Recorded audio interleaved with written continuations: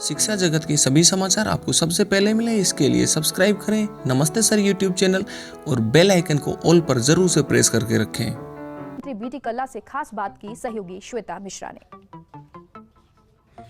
इस वक्त शिक्षा मंत्री बीडी कल्ला जी हमारे साथ मौजूद है, उन्हीं से बात करते हैं। बीडी कल्ला जी, बहुत स्वागत है सर आपका। सबसे अहम बात सर यही है, शिक्षा बहुत अहम महकमा है, उम्मीद बहुत ज्यादा है। क्या नवाचार हो सकता है, बजट में शामिल किया जा सकता है, या इसे और बेहतर करने की कोशिश रहेगी आपकी तरफ से?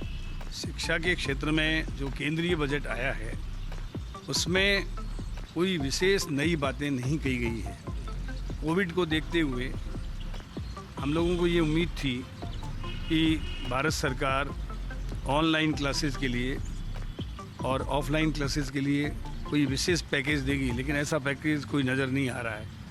हमारी कोशिश ये रहेगी कि राजस्थान का जो बजट आने वाला है उसमें हम कुछ कह नहीं सकते कि माननीय मुख्यमंत्री जी जो हमारे प्रदेश के वित्त मंत्री भी हैं वे हमें क्या देंगे, लेकिन हमारी कोशिश ये रहेगी कि हम शिक्षा का विस्तार करें, शिक्षा में गुणात्मक सुधार करें और ऑनलाइन क्लासेस के लिए हम उम्मीद करते हैं कि हमारे मुख्यमंत्री जी विशेष प्रावधान करेंगे, ताकि हम विशेष परिस्थिति में जब ऑफलाइन क्लासेस नहीं लग रही हों तो ऑनलाइन क्लासेस के लिए हमारे को यदि वो उपयुक्त वित्तीय संसाधन उपलब्ध कराएंगे तो हम उसके लिए व्यापक प्रबंध कर पाएंगे, ताकि पहली क्लास से लेकर 12वीं कक्षा तक हम इस तरीके से नवाचार का प्रयोग करते हुए ऑनलाइन क्लासेस को जारी कर रख सकें।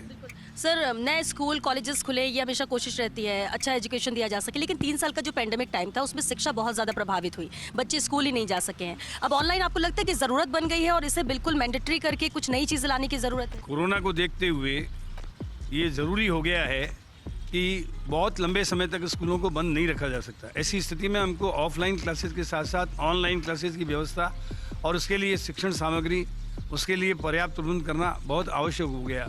इसीलिए हमने हमारे माननीय मुख्यमंत्री जी से ये आग्रह किया है कि वो बजट बनाते समय इस बात का ध्यान रखें कि हम लोगों को ऑनलाइन क्लासेस के लिए व्यापक वित्तीय प्रबंधन करवाएं, ताकि हम इन चीज़ों के बारे में आने वाले वक्त में ई क्लासेस वगैरह लगा सकें। मुख्यमंत्री अशोक गहलोत ने भी पहले कहा था no bag day every Saturday. अब बजट भी पेपरलेस हो रहा है, सब चीज़ें डिजिटल करने की कोशिश है, तो आपको लगता है कि अब एजुकेशन भी पेपरलेस की ओर जा रही है? जब ऑनलाइन क्लासेज हो जाएगी तो निश्चित रूप से आप जानते हैं कि बैगलेस और पेपरलेस क्लासेज हो जाएगी, सारी चीज़ें वर्चुअली डिजिटली लोग देख पाएंगे, तो ये बात निश्चित है। और वैसे भी हमारे यहाँ अभी जो एजुकेशन का कैलेंडर निकला हुआ है उसमें शनिवार का दिन जो है बैगलेस है। उसमें हम किसी दिन कल्चरल प्रोग्राम, किसी दिन वाद प्रतियोगिता, किसी दिन नाट्य प्रतियोगिता, किसी दिन खेल कूद, इस तरह से एक्स्ट्रा करिकुलर को करिकुलर एक्टिविटीज़ में विद्यार्थी हमारे हिस्सा लें, इसके लिए उपबंध किए हुए हैं। उस दिन किसी को बैग ले जाने की आवश्यकता नहीं है। ये अच्छी चीज़ हो गई कि ऑनलाइन हो गया है और एजुकेशन भी हमने इस पेंडेमिक के टाइम पे भी एजुकेशन कंटिन्यू रखी। लेकिन सर, इस ऑनलाइन क्लासेस के दौरान भी कई विसंगतियां भी देखने को मिली, सामने आई है जो सही नहीं थी। क्या इसे दूर करने को लेकर भी कोशिश रहेगी? क्योंकि बेहतर तो हम कर रहे हैं, लेकिन जो कुछ नेगेटिविटी उसे भी तो दूर करना है। देखिए, ऑनलाइन क्लासेस में एक ही बात है, पढ़ाई तो वैसी की वैसी होती है जैसे क्लासरूम में होती है, लेकिन कई बार अब बच्चे मान लीजिए ऑनलाइन क्लास से जुड़ गए और वहाँ उसका मन कोई खेलने में लग गया या दूसरे कामों में लग गया, तो ऑफलाइन क्लासेस में स्कूल टीचर में और विद्यार्थियों में सीधा संवाद होता है। और इसमें चूँकि वो कंप्यूटर के सामने बैठा हुआ है, वो खुद कितना तल्लीन है या अभिभावक उस पर ध्यान दे रहे हैं या नहीं कि वो ऑनलाइन क्लासेस को ज्वाइन कर रहा है या नहीं कर रहा है। दूसरी बात ये है कि वो एक्स्ट्रा करिकुलर को करिकुलर एक्टिविटीज़ से बिल्कुल कट ऑफ हो जाता है। जब ऑफलाइन क्लासेस होती है तो वो खेल कूद के वक्त में खेल कूद करता है, रिसेस में अपने दोस्तों से मिलता है, तो वो एक तरीके से कहना चाहिए कि अपने कमरे में ही कैद हो गया है। एक बहुत अच्छी शुरुआत इंग्लिश मीडियम स्कूल को लेकर हुई, इसके परिणाम भी बहुत अच्छे आए हैं। अब ऐसा हो रहा है कि डिमांड भी बहुत ज़्यादा बढ़ गई है, इसके विस्तार के लिए भी क्या कोशिश रहेगी या इसे भी कुछ बजट में हो सकता है? देखिए, हमारे माननीय मुख्यमंत्री जी ने 1200 Mahatma Gandhi English medium school खोलने की घोषणा कर रखी है। अब तक राज्य में 562 Mahatma Gandhi English medium school खुल चुके हैं, उसमें 88,000 विद्यार्थियों का नामांकन हो चुका है। तो हमारी कोशिश रहेगी कि हम इन स्कूलों को आने वाले 2 वर्षों में और खोल दें, और साथ साथ प्री प्राइमरी एजुकेशन को हम इंग्लिश मीडियम के माध्यम से शुरू करने के लिए तैयारी कर रहे हैं। बहुत शीघ्र ही हम प्री प्राइमरी एजुकेशन, जैसे प्राइवेट स्कूलों में प्री प्राइमरी एजुकेशन जो पहली क्लास से होती है पहले, उसको शुरू करने के लिए भी हमारे कोर्सेज वगैरह बन गए हैं, किताबें छप रही हैं और शीघ्र ही हम इसको कोशिश करेंगे कि इसको जल्दी से जल्दी लागू कर दें। बिल्कुल, सरकारी स्कूल को बेहतर करने की कोशिश हर राज्य की होती है, लेकिन दिल्ली एकमात्र ऐसा है जहाँ पर पीटीएम होता है, पेरेंट टीचर मीटिंग। तो क्या हमारे यहाँ भी राजस्थान में भी सरकारी स्कूलों में इसकी शुरुआत की जा सकती है, क्योंकि ये ज़रूरत भी है, पेरेंट टीचर मीटिंग से बच्चे का ही विकास होगा। अभी 4 दिन पहले ही मैंने राजस्थान के तमाम स्कूलों की जो school management and development committee है, जिसको हम SDMC कहते हैं, उसकी मीटिंग की थी और वेबिनार के माध्यम से मैंने उनको कहा हर महीने अभिभावक और टीचर्स की मीटिंग होनी चाहिए। उसमें विद्यार्थियों के मूल्यांकन का, इवेल्यूएशन का पूरा का पूरा एक तरीके से अभिभावकों को बताया जाए कि बच्चा स्कूल में उपस्थित रह रहा है या नहीं रह रहा है, स्कूल में उसकी एक्टिविटीज़ कैसे है, होमवर्क करता है या नहीं। फिर साल में 2 बार उसका मेडिकल चेकअप, खेल कूद में वो कैसा है, उसकी रुचि क्या है, इन सब चीज़ों के बारे में टीचर्स और अभिभावकों की मीटिंग हर महीने हो इसके बारे में, और उसकी हर बच्चे की एक डायरी मेंटेन की जाए। इसके लिए मैंने अभी 4 दिन पहले ही वेबिनार के माध्यम से पूरे राजस्थान की school development and management committee के जितने भी माननीय सदस्य थे उनको और अधिकारियों को संबोधित करते हुए ये सब बातें बताई है।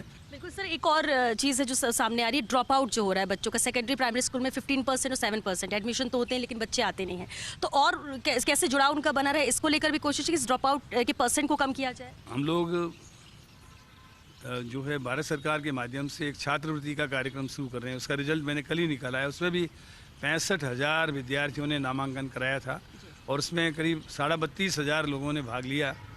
और उसमें नागौर की एक बच्ची कल ही फर्स्ट आई है, उनको हम 1,000 रुपया महीना जो उत्तीर्ण करते हैं उनको छात्रवृत्ति देते हैं। और छात्रवृत्ति के साथ साथ ये कोशिश करते हैं कि बच्चे ने आर्थिक कारणों से, सामाजिक कारणों से या किसी भी कारण से पढ़ाई छोड़ी है तो वे वापस मेन स्ट्रीम में आए और मेन स्ट्रीम में आकर के अपनी पढ़ाई जारी रखे। तो मैं समझता हूँ कि इसके संबंध में जो हम प्रयत्न कर रहे हैं वो सफलीभूत हो रहे हैं और राजस्थान में साक्षरता का प्रतिशत और ड्रॉप आउट, साक्षरता का प्रतिशत बढ़ रहा है और ड्रॉप आउट का परसेंटेज धीरे धीरे कम हो रहा है। बिल्कुल, और अगर पिछले बजट की बात करें, जैसे शिक्षा का बजट ही 36,000 करोड़ का आया था, क्या इस बार ये बजट बढ़ सकता है? क्योंकि बहुत सारे ऐसे नवाचार है जो करने की कोशिश रहेगी, जैसा कि अभी आपसे भी बात हुई ऑनलाइन क्लासेस और इन सब चीज़ों में तो ज़्यादा स्पेंड भी होता है, तो क्या ऐसी कोशिश रहेगी? क्योंकि अगर देखा जाए तो एक बड़ा पार्ट है जो सैलरी में जाता है, तो क्या बाकी बचा जो हिस्सा इतना हो कि इंफ्रास्ट्रक्चर और मजबूत हो सके? हमारी कोशिश तो यही है कि पिछले साल से हमारा बजट बढ़े। अब कितना बढ़ाते हैं ये तो मैंने आपको शुरू में ही कहा था कि वित्त मंत्री जी और माननीय मुख्यमंत्री जी के हाथ में है, लेकिन हमने जो प्रयत्न किए हैं मुझे पूरा भरोसा है कि बजट में वो एक तरीके से परिलक्षित होंगे और एजुकेशन डिपार्टमेंट को आशा के अनुरूप बजट मिलेगा। और सर वैकेंसीज को लेकर, क्योंकि ये हम शिक्षा की बात कर रहे हैं, बच्चों की बात कर रहे हैं, लेकिन टीचर्स को लेकर फर्स्ट और सेकंड ग्रेड वैकेंसी जो है उसको लेकर भी काफ़ी परेशान है लोग कि जल्द से जल्द ये चीज़ें भरी जाए, इसको लेकर कितना फोकस रहेगा? शिक्षा विभाग ने पिछले वर्षों में लगभग 50,000 पदों को भर दिया है और आगे भी हमारी कोशिश रहेगी वरिष्ठ अध्यापक, व्याख्याता, शारीरिक शिक्षक और अलग अलग क्षेत्र में जो हमारे अध्यापकों के पद रिक्त हैं उनको भी हम शीघ्र से शीघ्र भरने की पूरी कोशिश में हैं। बिल्कुल। और सर एक आखिरी सवाल है, क्योंकि हालांकि जैसे कि आपने कहा कि बजट में क्या होगा ये तो वित्त मंत्री यानी मुख्यमंत्री अशोक गहलोत ही जानेंगे और जब सामने आएगा सबके सामने होगा, लेकिन इसके बावजूद वो हर वर्ग से संपर्क कर रहे हैं, संवाद कर रहे हैं ताकि नई चीज़ें आ सके, डिमांड्स पता चल सके और उसे शामिल किया जा सके। आपने अपने महकमे के लिए मांगा क्या है, क्या ज़रूरतें आपको महसूस होती है? जो आपने कही है आना ना आना वो बात की बात है। देखिए, हमने एक तो एजुकेशन में विस्तार की मांग की है, जैसे स्कूलों का विस्तार अधिक से अधिक हो, ज़्यादा से ज़्यादा primary school, middle school, secondary और सीनियर सेकेंडरी स्कूल हमको मिलें और इसके साथ साथ शिक्षा में गुणात्मक सुधार के लिए कई हमने प्रस्ताव भेजे हैं। अब कौन कौन से मंजूर होते हैं, नए संकाय खोलने के प्रस्ताव हमने दिए हुए हैं। तो ये सब चीज़ें जिस दिन बजट आएगा उसी दिन पता लगेंगी, लेकिन कुल मिलाकर हमारा फोकस ये रहेगा कि हम शिक्षा में एक तो विस्तार करें और दूसरा शिक्षा में गुणात्मक सुधार करें।